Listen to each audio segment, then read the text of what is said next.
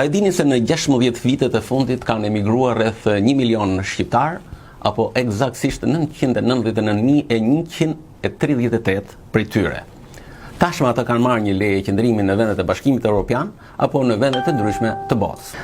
Të dhënat tregojnë se në vitin 2008 ishin regjistruar 97.780 leje qëndrimi për herë të parë, ndërsa në vitin 2014 stoku e lejeve arriti në 389.000.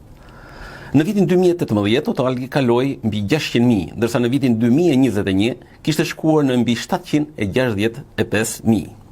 Trendi vijoi edhe më fuqishëm në 3 vitet e fundit pas pandemisë. Vetëm nga viti 2021 deri në vitin 2024, numri i lejeve të qëndrimit të dhëna për shqiptarët në Bashkimin Evropian u shtua me 230.000, duke çuar totalin kumulativ në pothuajse 1 milion apo në 999.138 persona. Shkaqet kryesore të emigrimit janë kryesisht për arsye punësimi apo për të rritjen e të ardhurave ekonomike dhe financiare, ndërsa si arsye të tjera përmendën edhe niveli i ulët i pagës mesatare në shkallë vendi, krahasuar kjo me Europën dhe vendet e rajonit, po ashtu bashkimet familjare apo edhe për arsye studimi.